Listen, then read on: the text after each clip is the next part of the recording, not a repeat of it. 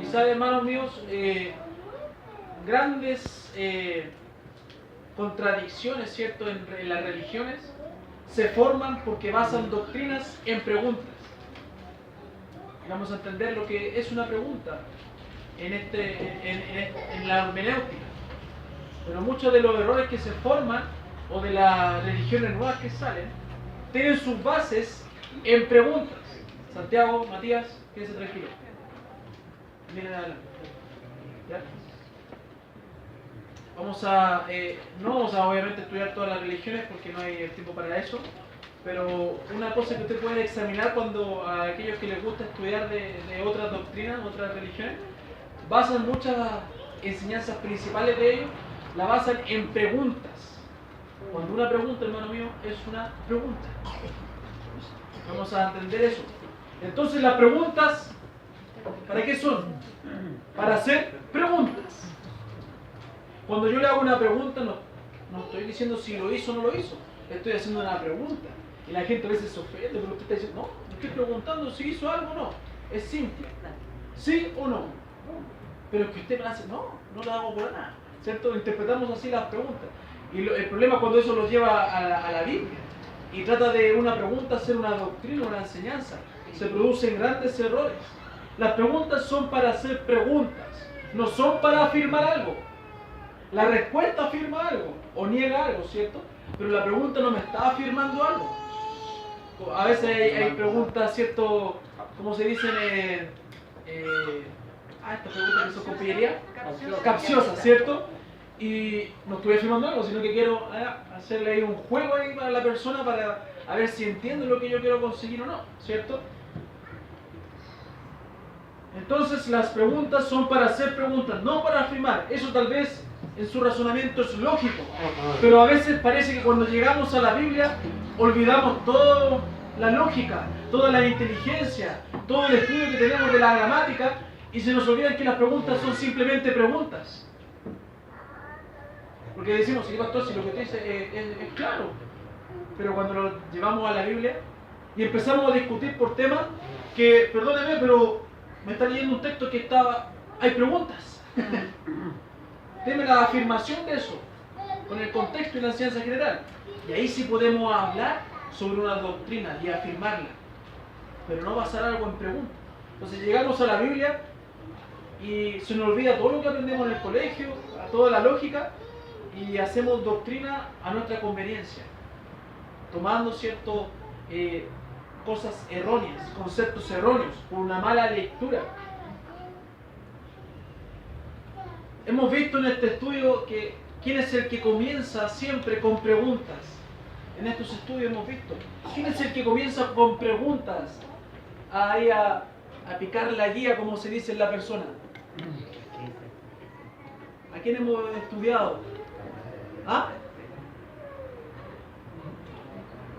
Hemos estudiado en los distintos principios a alguien que utiliza las preguntas para engañarle. Ya le doy más pistas. ¿A quién?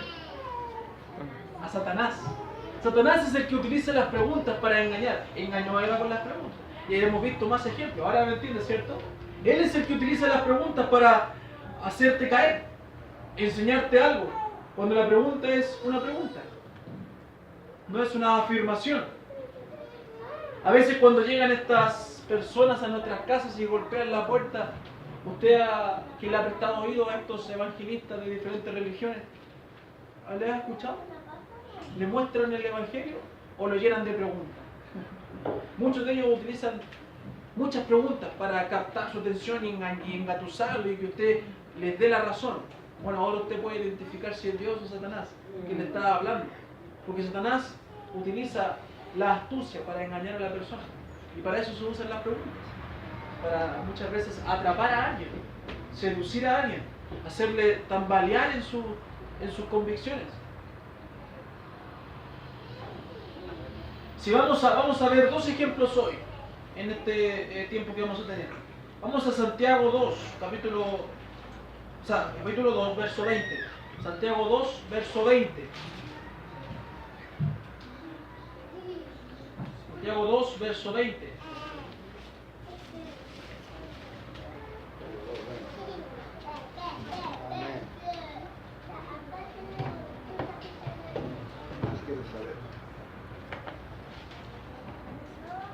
leamos desde el 18 al 20. Pero algunos dirán, tú tienes fe y yo tengo obras. Muéstrame tu fe sin tus obras, y yo te mostraré mi fe por mis obras. ¿Tú crees que Dios es uno? Bien haces. También los demonios creen y tiemblan. Mas ¿quieres saber, hombre vano, que la fe sin obras es muerta? Hay una religión, cierto, que habla sobre que la salvación se pierde o que la salvación es obtenida por medio de las obras, ¿cierto? Y un poquito hablamos en la semana anterior sobre eso, sobre la salvación. Y identificamos la base, ¿cierto?, del arrepentimiento y la fe en Cristo. Era lo que nos llevaba a la salvación. Aprendimos la semana pasada de eso. Pero hablando de esto, ¿cierto?, muchos de estas religiones basan sus doctrinas en las preguntas de Santiago y otros textos más, donde posiblemente se entiende que la salvación es por obras, o se entiende que la salvación es por fe. Pero si uno toma el versículo 20, y vamos a leer el 21 y el 22, lo que vemos ahí, ¿qué son? Preguntas. ¿Vemos alguna afirmación en esos versos? ¿Ve alguna afirmación del apóstol Santiago ahí? ¿Inspirado por Dios? No hay ninguna afirmación, hay preguntas. Entonces, vamos a estudiar estos textos. Esto obviamente entonces es una pregunta. Y para entender esta pregunta, ¿qué debemos analizar? ¿Hermana Cecilia? El contexto. ¿Y qué más debemos analizar? Lo hemos visto en muchos principios. ¿No? Sí, pero más fácil es la enseñanza general de las Escrituras, ¿cierto? ¿Está bien? Bien. Tenemos que analizar esas herramientas que tenemos, ¿cierto? Y como dice también Pablo, acomodar lo espiritual a lo espiritual. Y no lo lógico a lo espiritual, ni lo espiritual a lo razonable, ni a lo físico, ni nada de eso. Lo espiritual a lo espiritual. ¿A quién fue escrito Santiago? A las tribus. Santiago 1.1 dice, siervo de Dios y del Señor Jesucristo, a las 12 tribus que están en la dispersión. Entonces fue escrito a las 12 tribus. ¿Ya? ¿A quién fue escrito? A las 12 tribus. En el versículo 20, ¿cierto?, nos muestra una pregunta. Y esta pregunta, ¿qué resalta? ¿Qué resalta esta pregunta? La actitud de cierta gente. ¿Qué tipo de gente muestra ahí? En el versículo 20 del capítulo 2. Gente vana. Entonces el versículo 20 nos muestra, ¿cierto?, por medio de la pregunta, la actitud de cierta gente vana. Gente que conoce la voluntad de Dios o no quiere conocer la voluntad de Dios porque no quiere cumplirla. Es gente que no está interesada en seguir realmente la palabra del Señor, la voluntad de Dios. Gente que se engaña a sí mismo con algo incierto, con una fe incierta, con una fe sin sustento, con una fe parecida a la de los demonios, porque también creen y tiemblan. Pero no tienen la fe que enseña el Señor. Una fe que no va separada de las obras. Una fe que va creciendo por medio de las obras. No va una por separado en el camino, ¿cierto?, de la vida cristiana. Obviamente para ser salvo creemos que es fe, pero luego tiene que ir acompañado por frutos, ¿cierto?, por obras. Entonces estos hombres vanos separan la fe, separan las obras y la ven por separado, distintamente una de otra. Pero el capítulo, ¿cierto?, de Santiago 2, en su contexto, nos enseña el orden correcto de estas cosas. Lo podemos ver, como hemos dicho, en los versículos siguientes, o sea, en el contexto. En el versículo 21 y 22 dice, ¿no fue justificado por las obras Abraham nuestro padre cuando ofreció a su hijo Isaac sobre el altar? ¿No ves que la fe actuó juntamente con sus obras y que la fe se perfeccionó por las obras? ¿Qué dice ese verso, hermano mío? Juguemos. Ahí hay una respuesta también. Eso dice usted. La hermana dice que hay una respuesta y, o sea, una afirmación.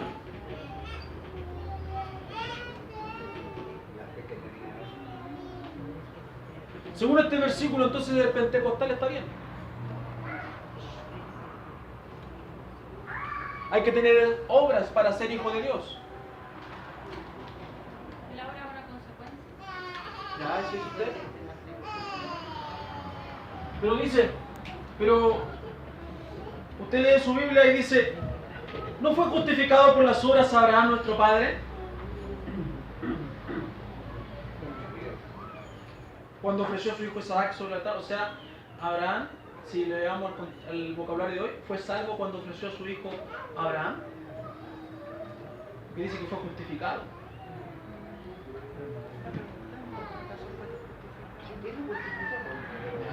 ¿Van a Camila? Es que en el versículo 2 se ve que Abraham ya tenía una fe. Lo llevamos al contexto, sabemos que Abraham ya tenía una fe, entonces después es como que afirmó su fe, como su confianza en Dios, porque tenía fe en la promesa que Dios le había hecho. Entonces era una fe que ya existía y la obra es una consecuencia de esa fe que lo... ¿Dónde sabe usted eso? ¿Dónde lo leyó? en- ¿En Génesis? ¿Ya? Pero acá hay un principio que dice que la Biblia dice lo que quiere decir. Si yo leo, dice acá, no fue justificado por las obras Abraham nuestro padre. No fue declarado justo, porque justificado es ser declarado justo, ¿cierto? No fue justificado. Defienda su salvación por fe, hermano mío.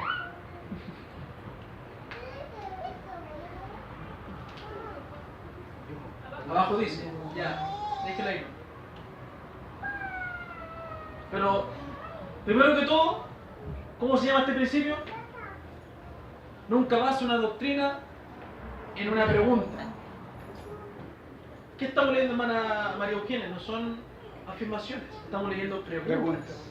Sí. Dice, ¿no fue justificado por las obras Abraham, nuestro padre, cuando ofreció a su hijo Isaac sobre el altar?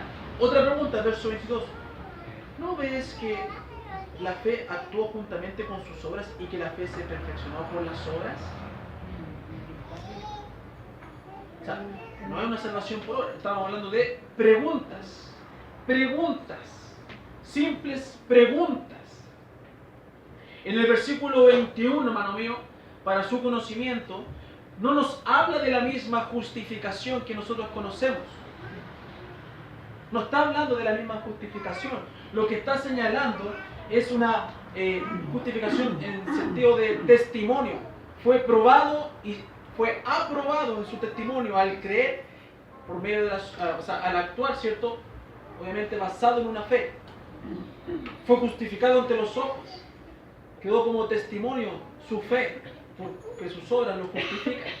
En ese sentido está hablando la pregunta. No está hablando de la justificación que viene cuando uno es hijo de Dios. Pero el versículo 23, ¿cierto? Más abajo, dice, ¿y se cumplió la escritura que dice así, con ese tono? No, porque no es una pregunta. ¿Qué leemos ahora? Una afirmación. Dice, y se cumplió la escritura que dice, Abraham creyó a Dios y le fue contado por justicia y fue llamado amigo de Dios.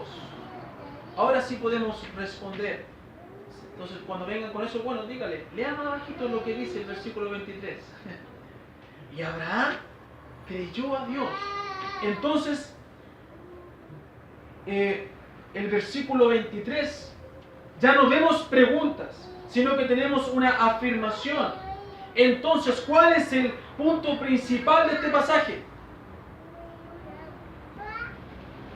Lo que tenemos en las preguntas, ¿eso es lo principal? No.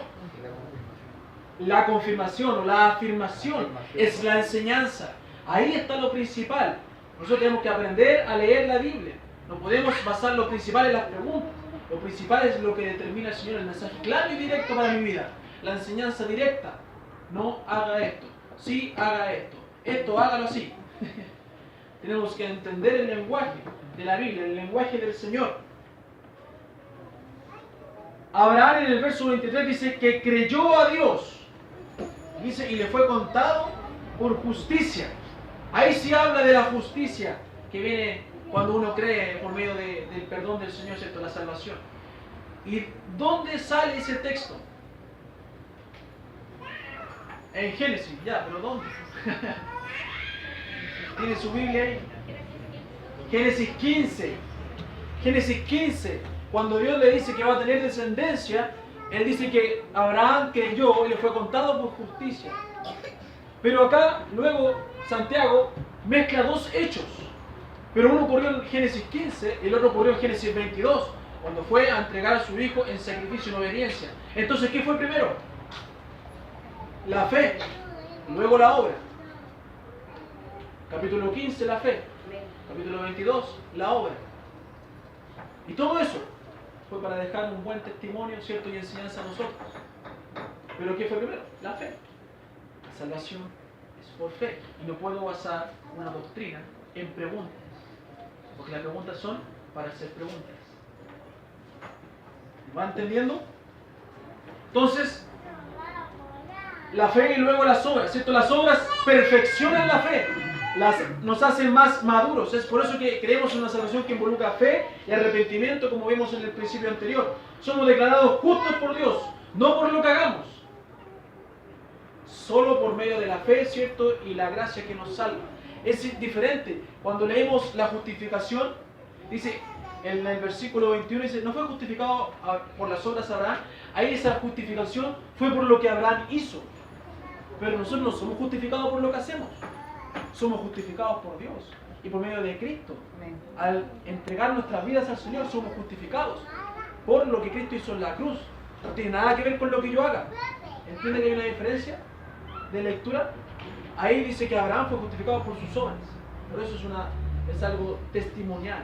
Es pasar la prueba, ¿cierto? Y fue declarado, ¿cierto? Una persona recta, un hijo de Dios, un seguidor de Dios. Hay una diferencia que es bueno entender y espero que pueda usted atesorarla.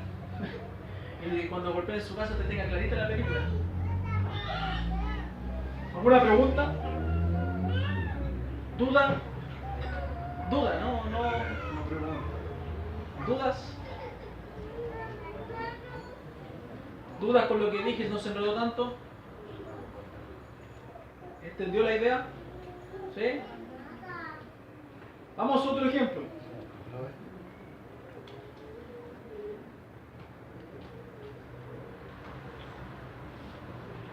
Otro ejemplo en el que podemos caer también en error, si tomamos la Biblia y la interpretamos de una forma, ¿cierto?, incorrecta. Por ejemplo, leamos Amós 3.3, más o menos conocido, ¿cierto?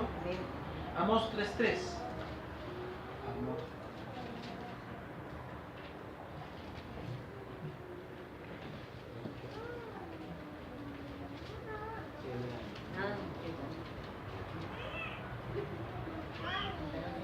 Amós 3.3.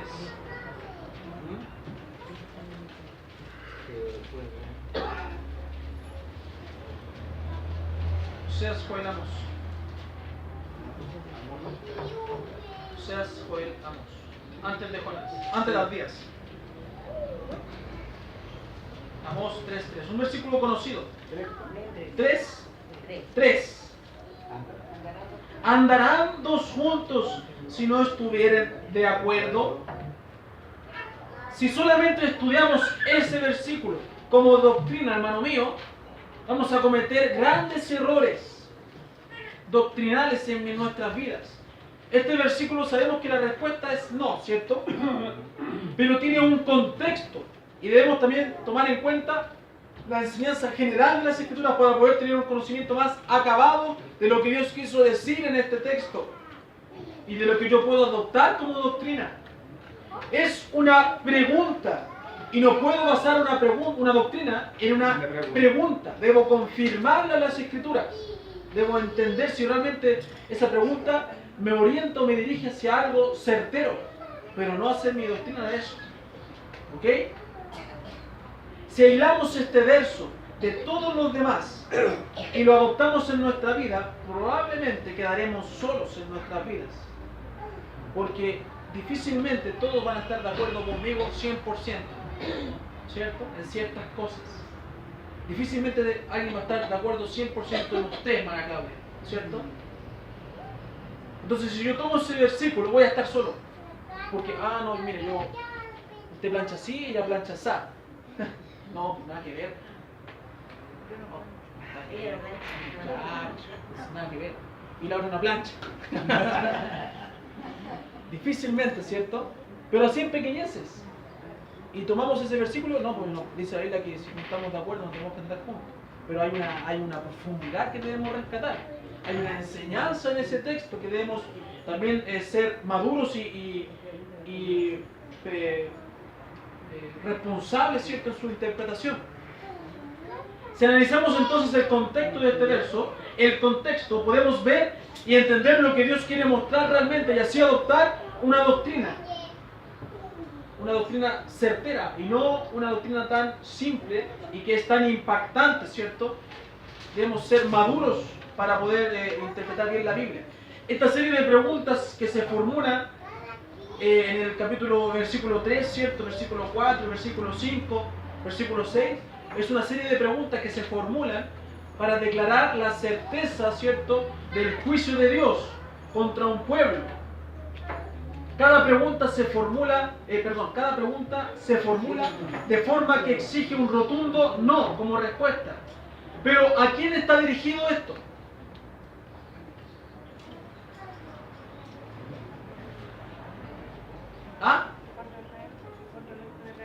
Al pueblo de Israel. Dice el versículo 1, oíd esta palabra que ha hablado Jehová contra vosotros, hijos de Israel, con toda la familia que hizo subir de la tierra de Egipto. Dice así, está dirigida a todo Israel, no a cierta parte de Israel, a todo Israel, a toda la tierra que hizo subir de Egipto, a las 12 tribus, no a las 10, también a Judá y a Benjamín. A todo Israel está dirigido. Eso que va a decir ahora, más adelante en los versos siguientes. Hay un contexto, ¿cierto? El verso 2 nos muestra por qué está dirigido a ellos. ¿Qué pasó?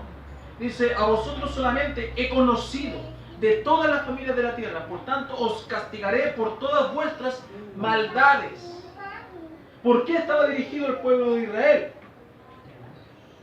Porque había una relación especial entre Dios, ¿cierto?, y el pueblo de Israel. Relación que Dios había guardado, pero el pueblo no había guardado, siendo infiel a sus palabras, siendo infiel a sus ordenanzas. A un pueblo especial, al pueblo que Dios había escogido. Ese pueblo había defraudado, ¿cierto?, la fidelidad de Dios. Por eso estaban dirigidas estas palabras a ellos, exclusivamente a ellos.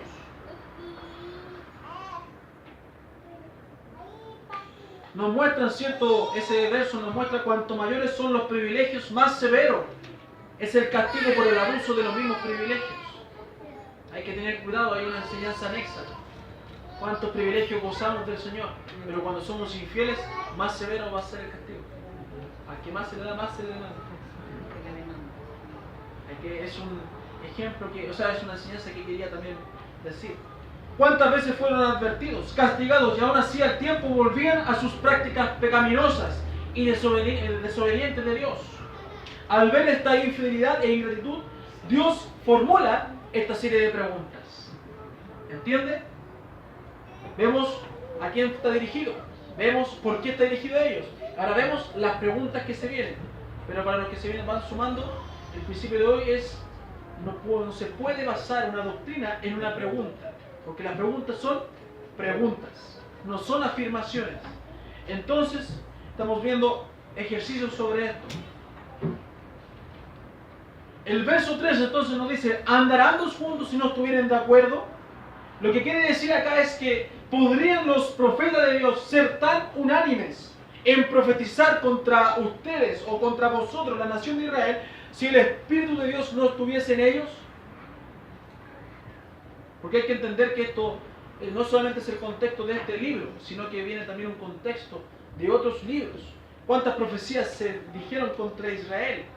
Y el pueblo no quiso ir, y el pueblo no quiso creer. Y en Jeremías dicen que no, las palabras que tú nos dices no son de Dios. Le piden que les diga palabras proféticas y cuando se le dice, no, tú estás hablando algo que no es de Dios, y no te vamos a obedecer. Entonces, ese suceso viene y desencadena también en este capítulo donde se muestra las múltiples veces que los profetas unidos dijeron lo mismo contra Israel. Entonces Dios les dice, ¿cómo puede ser que estos profetas digan lo mismo, diferentes periodos, sin que Dios o yo, por medio del Espíritu, esté unido a ellos? Por eso dice, andarán juntos si no estuvieran de acuerdo. O sea, lo que dicen los profetas es de Dios, porque Dios estaba con ellos. Si Dios no hubiese estado con ellos, no hubiera ocurrido el juicio. Y hay incluso uno ahora recordando, hay algunos en Jeremías también creo que dice que a esos profetas hablan, ¿cierto?, de su propia boca, hablan mentiras, que nunca vino del Señor, que nunca Dios mandó, y engañaron al pueblo. Entonces Dios los puso al descubierto, no así con los que sí eran enviados por el Señor. Entonces cuando nos habla el verso 3 de una relación y desacuerdo, está hablando de Dios y los profetas, de las palabras entregadas por estos que son totalmente de Dios. Tantas advertencias de diferentes hombres con un mismo mensaje. ¿De quién más puede proceder que de Dios?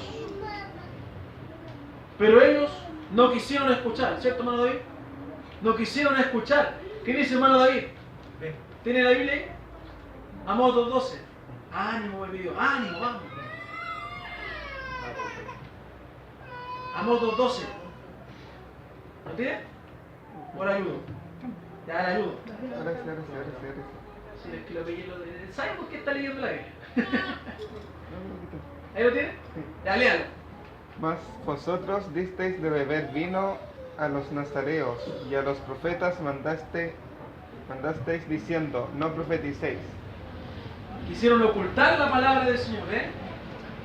Entonces, ¿qué viene cuando uno es rebelde a la palabra del Señor? Viene el castigo, viene la disciplina, viene el juicio. Nos queda otra, y eso es en toda la enseñanza general de las Escrituras. Si tomamos entonces solamente el verso 3 como doctrina, cometeríamos un gravísimo error, ¿cierto?, en nuestras vidas. Por eso es importante estudiar aún más su contexto y la enseñanza general de las Escrituras. Esto no quiere decir que la Biblia sí enseña claramente y directamente que hay veces en que debemos tomar distancia de aquellos que no están de acuerdo con la doctrina del Señor. Pero ese versículo no precisamente nos está diciendo eso. Por eso hay que profundizarlo. Si tomo ese versículo, como dije, tan ligeramente, voy a estar enemistado de cualquiera. Porque no todos van a estar al 100% de acuerdo en todo lo que uno tiene como práctica. En la doctrina tenemos que estar de acuerdo. En la base principal tenemos que estar de acuerdo. Vamos a seguir antes de adelantarme. Entonces, cuando estudiaba, ¿cierto?, recordaba el estudio del aislamiento. ¿Se acuerdan que cuando lo aprendimos? Y hablamos de Amós 3. Y quise traer un pequeño, cierto, resumen de un punto que viene al caso en este sentido.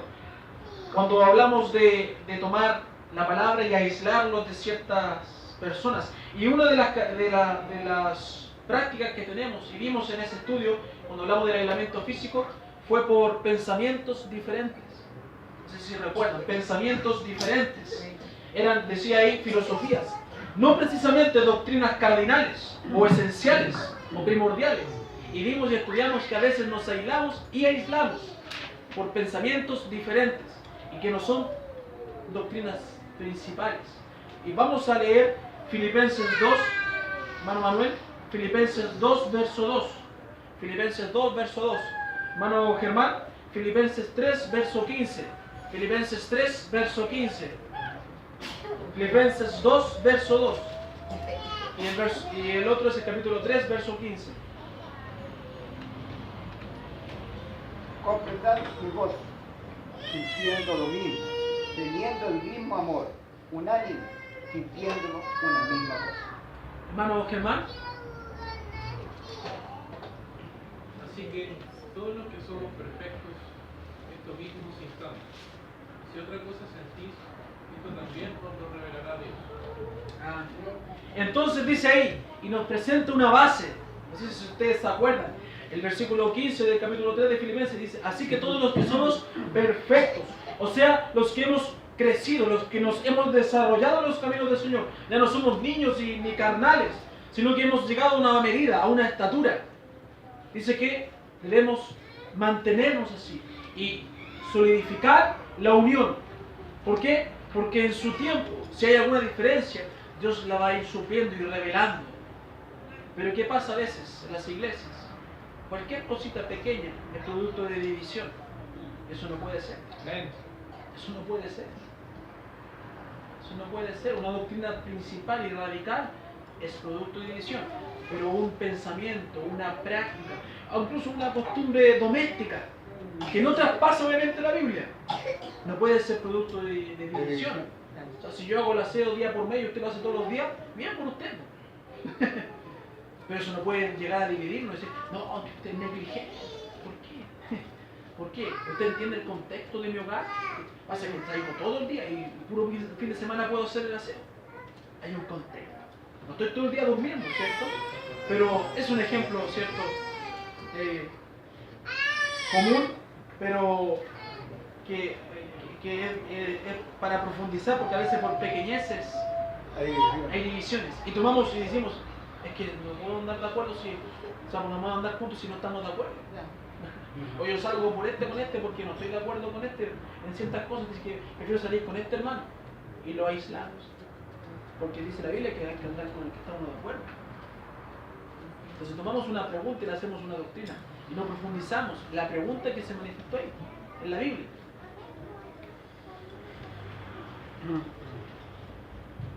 No se puede aislar simplemente de su hermano porque no piensa igual a uno. En Filipenses muestra que habiendo llegado a una medida de fe, sigamos adelante. Lo demás en el camino de Dios lo irá mostrando para el crecimiento de aquel que está en error. La única opción de apartar a alguien es cuando esa doctrina es fundamental en el cumplimiento de nuestro llamado. Se debe aislar a los que crean divisiones en las iglesias. Pasajes como Romanos 16, versos 17 y 18. ¿Qué dice? Hermano Juan Rodrigo, Romanos 16, versos 17 y 18. Hermano Daniel, ¿puede leer? Tito 3, 10 y 11. Tito 3, versos 10 y 11.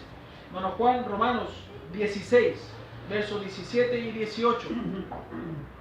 Mas os ruego, hermanos, que os fijéis en los que causan divisiones y tropiezos en contra de la doctrina que vosotros habéis aprendido, y que os apartéis de ellos. Porque tales personas no sirven a nuestro Señor Jesucristo, sino a sus propios vientres, y con suaves palabras y lisonjas engañan los corazones de los ingenuos. Claramente dice que nos apartemos de aquellos, ¿cierto? Tito, hermano, por favor, escúcheme bien. Tito, capítulo 3, versos 10 y 11. Al hombre que cause divisiones después de una y otra amonestación, deséchalo, sabiendo que el tal se ha pervertido y peca y está condenado por su propio pecado. Se fija que nos enseña cómo adoptar. La pregunta en ambos está bien, pero está bien si la profundizamos y aprendemos a ver lo que Dios quiso decir. Esto fue años en que Dios perdonaba al pueblo de Israel, años en que Dios perdonaba al pueblo de Israel. Entonces, viene el juicio, pero no fue la primera el juicio para ellos. Hubo varias oportunidades, tuvieron varias advertencias, varios mini castigos, reprensiones, donde ya Dios ya dijo, ya tienen que tener el juicio severo, ¿cierto? Y luego igual fueron perdonados. Entonces, hay un pasaje también en 1 Corintios 3, versos 16 y 17, dice: ¿no sabéis que sois templo de Dios y que el Espíritu de Dios mora en vosotros? Si alguno destruyera el templo de Dios, Dios le destruirá a él, porque el templo de Dios, el cual sois vosotros, santo es. Aquí hace una distinción por si acaso, no está hablando de la persona individual, está hablando del conjunto, está hablando de la iglesia. El que destruye la iglesia va a ser destruido por Dios. No es como los otros textos de Corintios que hablan de que vosotros sois el templo del Espíritu Santo. Acá está hablando, dice que no sabéis que sois templo de Dios y que el Espíritu de Dios no es. Segundo, destruye el templo de Dios. Hay una diferencia. En otro versículo habla de que dice que vosotros sois templo del Espíritu Santo. Está hablando de lo colectivo. Entonces Pablo dice, acá Dios dice que destruirá a la persona que destruya su iglesia. La iglesia es la posesión muy apreciada por Dios. Ay de la persona que le hace daño. Y obviamente no debemos ser nosotros causantes de ese daño por nuestra inmadurez, por algo que tal vez yo no entiendo, o por algo que otro hermano no entiende, y por eso agravamos la situación y la exacerbamos, dañando la iglesia, dañando a Dios, y obviamente seremos nosotros posteriormente castigados por eso. No hay motivo para separarnos, ¿cierto?, de una comunión, o yo separarme de él. Hay cosas más importantes que diferencias en cosas pequeñas. Cristo aún nos deja ejemplo en Mateo 12. Vamos a Mateo 12. Mateo 12. Mateo capítulo 12. Nos muestra el Señor una enseñanza en el versículo 46 al 50. Mientras él aún hablaba a la gente, he aquí su madre y sus hermanos estaban fuera y le querían hablar. Y le dijo uno, he aquí tu madre y tus hermanos están fuera y te quieren hablar. Respondiendo él al que le decía esto, dijo, ¿quién es mi madre y quiénes son mis hermanos? Y extendiendo su mano hacia sus discípulos dijo, he aquí mi madre y mis hermanos, porque todo aquel que hace la voluntad de mi Padre que está en los cielos, ese es mi hermano y hermana y madre. Entonces aquí están los miembros, está Cristo aquí predicando y enseñando la palabra, ¿cierto? Concentrado, ¿cierto? Dando advertencias, dando enseñanza a la gente, y llega de repente una interrupción inapropiada. Interrumpen, ¿cierto?, al Señor. Pero el Señor, en su sabiduría y en su madurez, obviamente, en su divinidad, en vez de enojarse y criticar a este hombre, nos muestra una enseñanza majestuosa para la posteridad, para todos los creyentes. En el versículo 48 al 50. En vez de tirar todo encima y enojarse, él dice, ¿quién es mi madre y mis hermanos? Y nos muestra una enseñanza, nos deja una enseñanza de esa pregunta. Aquí, hermano, están los miembros de una familia, la iglesia. Nosotros somos una familia, como hemos dicho. Y aquí en esta familia está la familia que realmente trasciende, la que realmente perdura, la que no es una familia pasajera como la terrenal. Aquí hay una familia eterna. Y a esa debemos cuidar, a esa debemos preocuparnos, esa debemos cultivar. ¿Quién es mi madre y mis hermanos? Los que hacen la voluntad de mi Padre. Hay una enseñanza. Y Cristo dice que esa familia debe ser cuidada. Si se quiere separar de alguien, bueno, sepárese de los que no hacen la voluntad de Dios. Pero de los que hacen la voluntad de Dios, debe cuidarla, debe guardarla. Y no estropear lo que Cristo murió, por la iglesia por la cual Cristo murió. No estropearla por pequeñeces. Entonces debemos buscar la comunión espiritual, la madurez espiritual en nuestras vidas para aprender, ¿cierto?, a soportarnos. Estamos viendo una enseñanza anexa al principio, pero tenemos que tener la madurez espiritual para poder soportarnos con paciencia unos a otros y apoyarnos, para no aislarnos unos a otros, quedando finalmente solos. ¿Quién nos manda Efesios 4, ¿cierto? 1 al 4, nos dice que somos uno, un mismo espíritu, un mismo bautismo, un mismo Señor, una misma fe. Somos unos.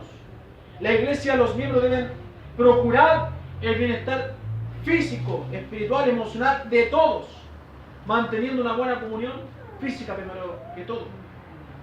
¿Cierto? Que nos va a llevar a una buena comunión espiritual.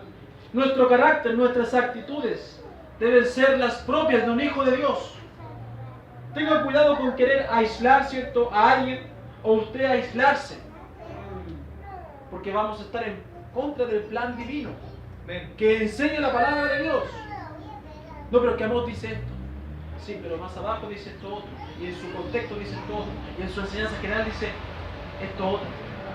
Así es como se debe tomar la distancia, de tal forma, no por cualquier cosa. Entonces usted ahora entiende lo que dice Amós 3:3, y eso le va a llevar a una buena comunión espiritual, a una buena comunión emocional y física, y a cuidar lo que Dios nos entregó, de esta familia espiritual, de iglesia. Entonces, hermanos, las preguntas, ¿para qué son? Las preguntas. Para hacer preguntas. Siempre, ¿cierto, hermana Carmen? Las preguntas son para hacer preguntas. No para afirmar. Nunca base una doctrina en una pregunta. tiene que basar las doctrinas en lo que Dios enseña en su palabra claramente y directamente, ¿cierto? Aún vimos anteriormente esos pasajes medios ocultos, medios difíciles. Vamos a los que están claramente entregados y dicen no y sí. Y en esos basemos nuestras enseñanzas, y en eso profundicemos, y en eso entendamos la mente del Señor, la palabra del Señor. ¿Amén? Ese es el principio para hoy día. Algo que es fundamental. Yo en la consejería que tenemos a veces individualmente, ustedes a veces llegan con preguntas o con comentarios, pero yo les digo, pero que no, la Biblia dice esto. ¿Por qué? Porque no interpretamos bien la Biblia. Nos preocupamos de versículos que son oscuros y los distorsionamos, nos preocupamos de versículos que son preguntas y los distorsionamos, y nos vamos a los versículos que dicen claramente lo que yo debo hacer. Y cuando hablamos, ¿cierto?, se dan cuenta. Entonces esto hay que llevarlo a su vida, hermano mío. No desaprovechar esta enseñanza, que tal vez puede ser básica para algunos, pero créame, como dije al principio, cuando vamos a la Biblia y estamos mal espiritualmente y vamos a la Biblia, la acomodamos a lo que nosotros queremos. Y todo lo básico se nos olvida. Y toda la inteligencia que tenemos se nos olvida y interpretamos como queremos. Y hacemos lo que queremos. Entonces no es tan básico. No es tan básico. Es fundamental que usted adopte una convicción para que eso nunca se lo olvide. Aun cuando está mal, a veces cuando no tiene una convicción, aún sigue firme en esas cosas. Y sigue respetando. ¿Amén? Pongámonos de pie y oramos al Señor por su palabra.